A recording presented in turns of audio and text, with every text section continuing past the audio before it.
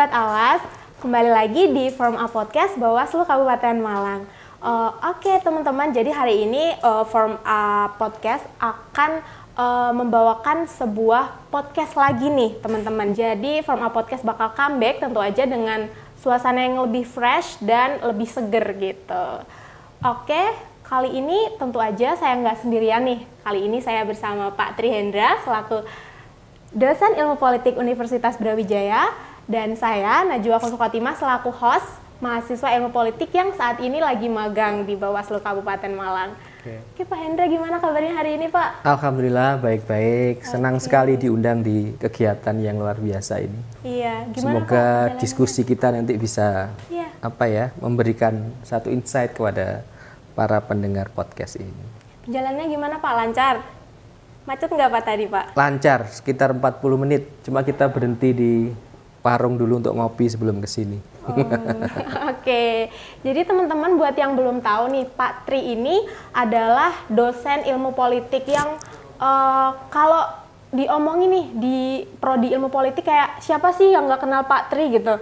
Dan Pak Tri itu terkenal banget nih teman-teman sebagai dosen yang baik, yang sabar, terus kalau ngajar tuh kayak chill, enak gitu. Mudah-mudahan tidak sedang merayu ya. Iya. Jadi teman-teman, Pak Tri ini di ilmu politik itu mengampu matkul politik gender ya, Pak ya? Ya, salah satunya politik gender gitu. Membahas mengenai politik gender nih, Pak ya. Hal yang pertama di pikiran kita kalau membahas tentang politik gender itu pasti perempuan ya, Pak ya? Oke, saya jawab dulu ya, Najwa. Oke, boleh. Nah, ini yang seringkali disalahpahami oleh banyak orang ya, terutama mereka yang tidak secara khusus belajar soal gender. Secara kebahasaan kan gender itu bisa mengacu pada semua jenis kelamin tanpa terkecuali. Jadi ketika kita bicara soal keadilan gender, itu artinya adalah keadilan bagi semua jenis kelamin, baik laki-laki maupun perempuan. Nah, karena situasi yang sedang dihadapi oleh masyarakat Indonesia khususnya itu lebih banyak situasi yang cenderung patriarkis ya, yang menempatkan perempuan ada di posisi subordinat, maka perjuangan keadilan gender seringkali lebih banyak membela perempuan.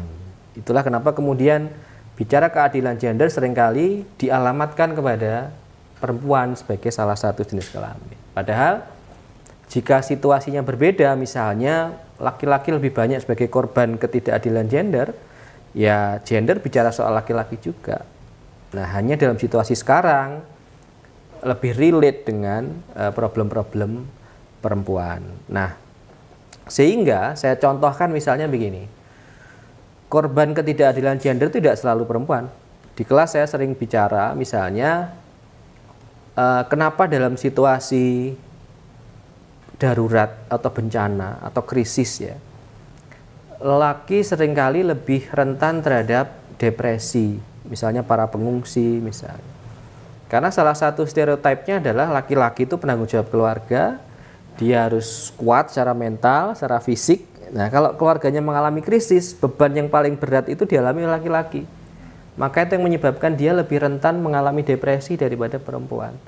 Dari sini kan kita bisa melihat bahwa laki-laki ternyata bisa menjadi korban ketidakadilan gender. Itulah kenapa ketika kita bicara soal politik dan gender, itu sebenarnya kita sedang memperjuangkan dua jenis kelamin ini ya secara adil, secara bersamaan dalam konteks siapa yang sedang menjadi korban dalam situasi yang tidak adil itu. Kira-kira begitu. Jadi tujuan dari adanya politik gender itu ingin menyetarakan gitu ya, Pak ya? Saya lebih sepakat dengan istilah membuat adil gitu saja. Karena kalau setara begini, seringkali istilah setara itu kemudian harus dilihat sebagai dua posisi yang harus sama persis. Nah, ini kan yang seringkali kemudian jadi pukulan balik bagi gerakan keadilan gender. Misalnya di masyarakat awam ya, kalau laki-laki macul di sawah ya perempuan harus macul di sawah gitu kan. Kalau laki-laki bisa jadi binaragawan, bisa jadi petinju, ya perempuan harus jadi petinju misalnya. itu pemaknaan terhadap kesetaraan. Maka bagi saya yang lebih penting bukan kesetaraan itu, tapi keadilan. Keadilan itu ibaratnya begini. Kalau kita sedang balapan ya, antara orang dewasa dengan anak-anak dengan jarak yang sama 100 meter ya. Kalau startnya sama, yang menang siapa? Pasti yang dewasa kan? Maka kalau setara, hasilnya pasti akan seperti itu. Karena situasi sekarang itu memang timpang. Maka kalau ingin dibuat adil kompetisinya, maka yang anak-anak tadi mungkin startnya harus 50 meter di depan yang dewasa. Sehingga ada kemungkinan dia memenangkan pertarungan. Nah, prinsip itu yang menurut saya perlu dikoreksi ya. Bahwa kesetaraan itu maknanya adalah keadilan. Maka saya sering menyebut baik dalam ceramah di kelas ataupun dalam tulisan atau di seminar-seminar di luar, yang lebih cocok itu adalah perjuangan keadilan gender, bukan kesetaraan gender. Begitu Najwa. Oh, iya, Pak. Membahas tentang politik gender nih Pak. Sebenarnya apa sih Pak yang membuat politik gender itu menarik gitu, dan Bapak tuh tertarik tentang isu gender gitu di Indonesia? Oke. Ini ada ada alasan yang sifatnya personal dan ada alasan yang sifatnya sosial. Yang personal adalah saya melihat bahwa dalam perkembangan saya sebagai seorang akademisi ya, baik sebelum jadi dosen atau setelah jadi dosen, memang tidak terlalu banyak akademisi laki-laki ya yang bicara soal gender. Maka bagi saya ini adalah satu peluang di mana saya pasti diuntungkan dalam posisi itu. Ya, ketika ada seorang perempuan akademisi bicara soal gender misalnya, orang akan lebih mudah untuk menyebut ya pasti dia bicara seperti itu karena dia perempuan, dia sedang membela dirinya sendiri misalnya. Dan saya akan terhindar dari tuduhan itu karena saya laki-laki. Kalau saya membela perempuan berarti memang itu adalah satu prinsip hidup saya, bukan karena saya perempuan. Itu alasan personal. Ada alasan sosial yang kemudian terinspirasi dari banyak bacaan ya, banyak situasi sosial di masyarakat yang memang perempuan lebih sering dilihat sebagai masyarakat kelas 2 gitu ya. Kalau kita membaca beberapa literatur terutama dalam feminis radikal itu ya perempuan lebih sering dilihat sebagai komoditas seksual misalnya, sebagai properti dalam konteks keluarga, dalam perspektif ekonomi. Yang itu mungkin untuk orang-orang seperti Najwa itu nggak merasakan karena Anda hidup di era modern dan di perkotaan dan Anda termasuk kelas menengah lah karena bisa menjadi mahasiswa. Tapi di pedesaan, di pinggiran-pinggiran begitu, relasi antara laki-laki dan perempuan itu sangat timpang. Perempuan kalau di Jawa itu kan ada istilah konco wingking, artinya dia memang tempatnya ada di dapur, tempatnya ada di belakang, wingking itu belakang. Yang itu adalah cara berpikir patriarkis yang sampai sekarang masih ada, masih bertahan. Nah, saya punya semangat ya, motivasi untuk ya mungkin tidak secara radikal menentang itu, tapi mempromosikan bahwa ada satu gagasan, ada satu value, ada satu sistem yang itu bisa menempatkan laki-laki dan perempuan secara lebih adil dalam situasi masyarakat.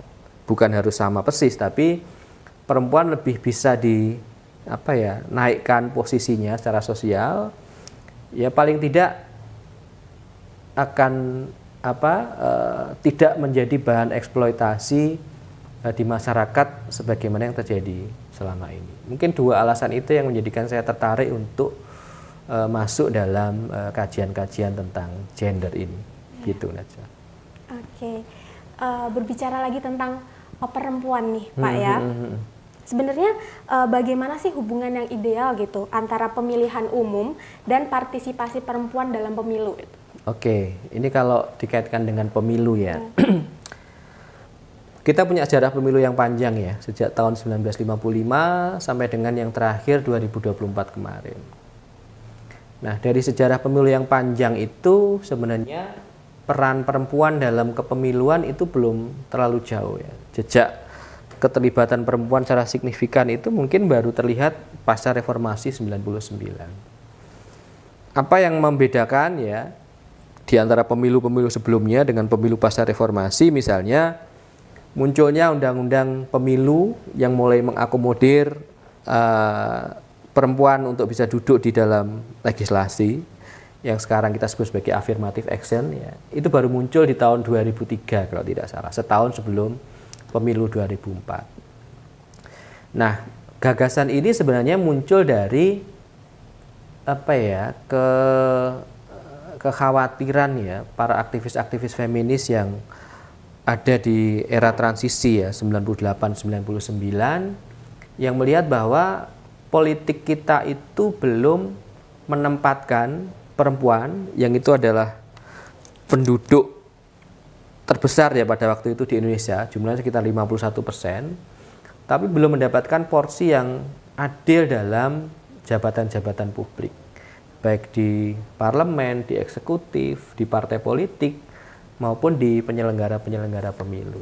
Maka partisipasi perempuan dalam pemilu ya, kalau kita maknai secara luas bukan sekedar perempuan datang ke TPS dan mencoblos ya, tapi terlibat lebih aktif lagi, misalnya dalam partai politik, kemudian menjadi calon legislatif misalnya, atau bisa menjadi calon kepala daerah, atau kalau tidak bisa terlibat dalam lembaga formal itu, misalnya Anda sebagai mahasiswa bisa ikut mengkritisi jalannya pemilu, baik dengan tulisan, dengan demonstrasi, ya, atau bikin status sosial media misalnya, itu dimungkinkan. Jadi partisipasi tidak bisa kita sekedar maknai sebagai datang ke TPS dan mencoblos. Mungkin itu ya memaknai partisipasi perempuan dalam pemilu secara lebih umum, gitu, Najwa. Pertanyaan saya nih Pak, kan sudah ada porsi 30% itu ya Pak, buat perempuan dalam parlemen itu. Nah, tapi kalau saya lihat tuh perempuan di parlemen tuh masih kurang kelihatan gitu loh Pak. Nah, itu bisa menjadi sebuah tantangan gitu nggak sih Pak? Kayak keinginan perempuannya tuh masih kurang gitu dalam masuk ke parlemen seperti itu. Ini memang perdebatan yang serius dalam konteks pemilu ya. Di beberapa negara, di Swedia misalnya, penempatan perempuan di parlemen itu memang ada porsi ya jatahnya. Misalnya 30% kursi di parlemen memang harus diisi oleh perempuan. Kita ada upaya untuk ke situ sebenarnya di awal reformasi. Hanya saja ada resistensi yang besar dari partai politik ya dan kelompok-kelompok lain ya yang menentang itu, maka maksimal yang bisa dilakukan dan kemudian diakomodir dalam undang-undang adalah 30% minimal kuota perempuan dalam pencalonan. Anda tahu bahwa yang namanya calon itu kan masih dalam satu proses awal menjadi calon pejabat publik kan. Artinya masih ada proses pemilihan. Maka 30% di proses pencalonan pasti angkanya akan berkurang ya ketika nanti terpilih. Dan itu kemudian yang terjadi di Indonesia. Data-data kepemiluan kita menunjukkan bahwa jumlah perempuan yang duduk di legislatif di DPR RI misalnya, itu angkanya nggak akan jauh-jauh dari angka 18, 19, 20 atau 21% dari ambang batas minimal 30% di pencalonan tadi. Kalau kita lihat secara jangka panjang ya, sebagai sebuah perjuangan, bagi saya ini adalah bisa kita sebut sebagai sebuah keberhasilan kalau dibandingkan dengan era Orde Baru atau sebelumnya. Tapi bagi sebuah value yang ideal yang sedang diusung oleh kelompok-kelompok yang memperjuangkan prinsip keadilan gender, bagi saya ini masih jauh. Jauh itu artinya begini, dari sisi angka mungkin sudah mendekati 30%, tapi dari sisi produk politik yang dihasilkan oleh anggota parlemen, itu angkanya masih jauh dari ideal yang kita bayangkan. Misalnya, selama 5 tahun anggota DPR perempuan itu duduk di parlemen, apa produk politik yang mereka hasilkan yang itu berdampak pada perjuangan keadilan gender atau sering kita sebut sebagai pengaruh utamaan gender atau gender mainstreaming yang dihasilkan. Di pusat mungkin sudah agak signifikan, tapi dalam parlemen di provinsi, parlemen di kabupaten kota, itu angkanya masih sangat rendah.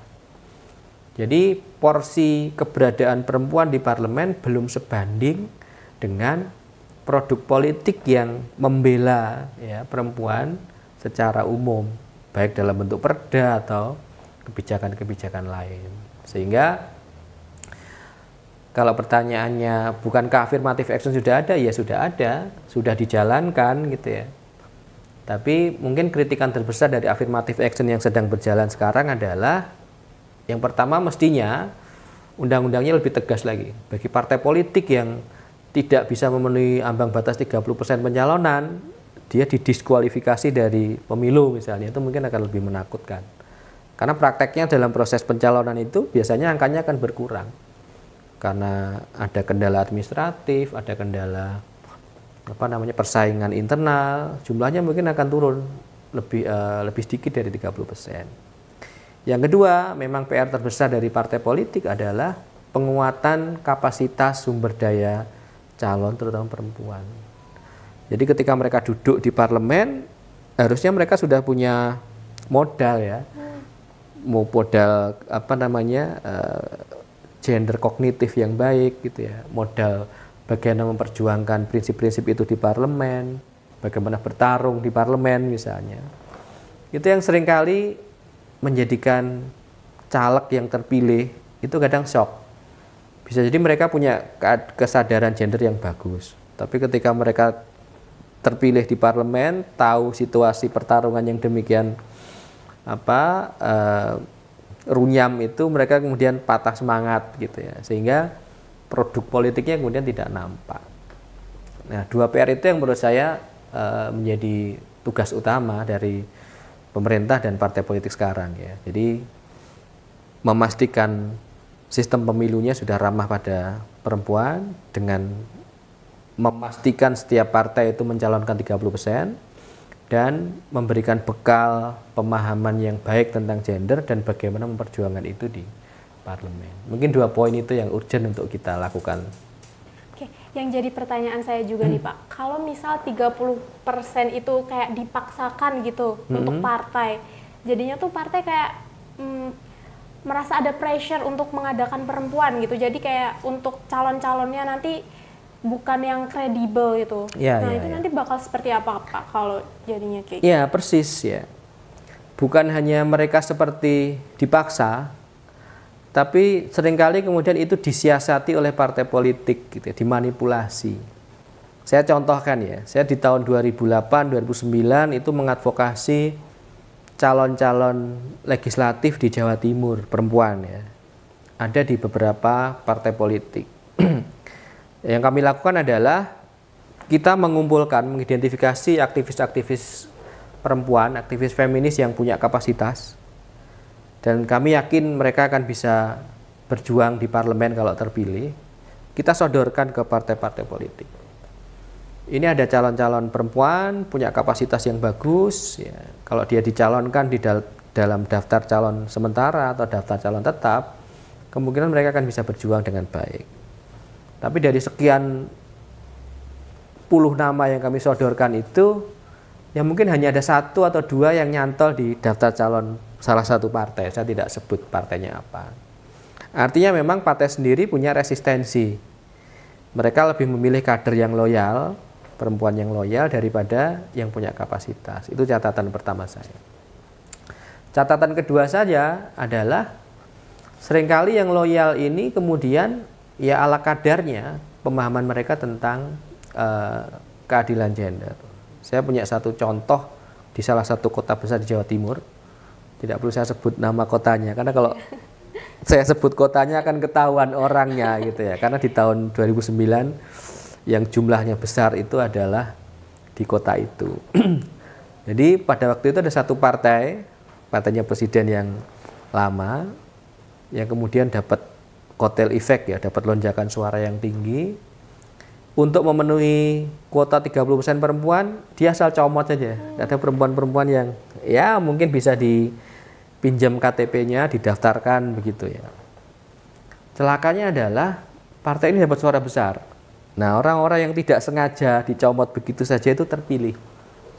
Anda bisa bayangkan mereka yang mohon maaf ya, mungkin bukan mendiskreditkan, tidak punya pengalaman politik. Bagian mungkin ibu-ibu PKK, Bu RT, Bu RW begitu yang asal comot tiba-tiba duduk di parlemen karena ketidaksengajaan itu. Selama 5 tahun itu akhirnya ya kecelakaan politik ini menghasilkan anggota-anggota DPRD perempuan yang mohon maaf tidak punya kapasitas untuk mengemban fungsinya sebagai legislator.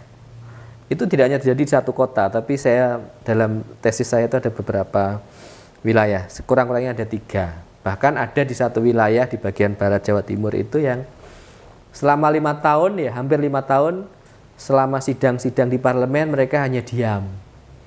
Kenapa? Karena takut mau ngomong begitu.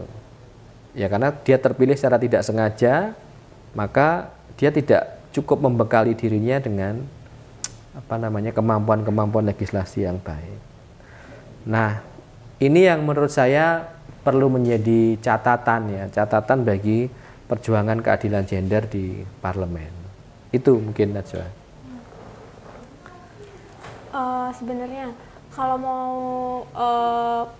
kembali lagi di partisipasi perempuan dalam parlemen itu ya Pak, sebenarnya apa sih yang bisa membuat perempuan itu lebih berani gitu untuk maju, untuk mencalonkan diri, tidak melalui paksaan gitu Pak ke parlemen?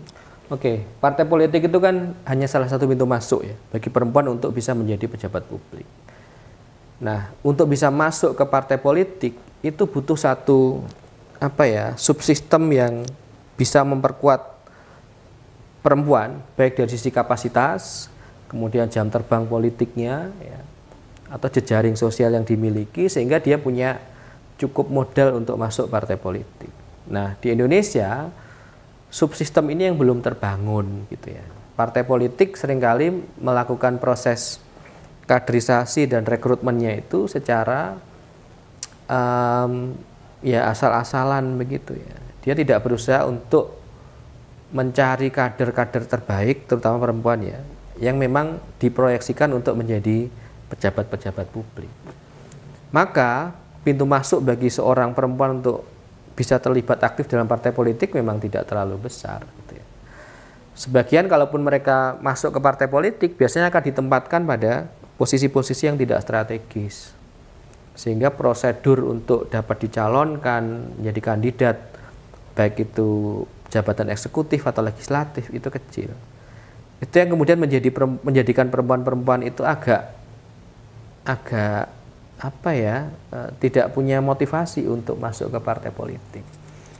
Jadi problemnya bukan pada perempuannya, tapi problemnya adalah bagaimana menjadikan partai politik yang ada sekarang ini lebih sehat.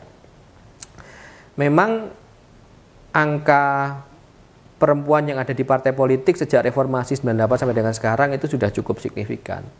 Tapi kalau Anda lihat, Anda telusuri secara lebih detail, siapa saja perempuan-perempuan yang ada di jabatan strategis partai politik, itu adalah perempuan-perempuan yang memang bagian dari kelompok-kelompok elit di partai itu, gitu ya. Saya tidak perlu menyebut nama.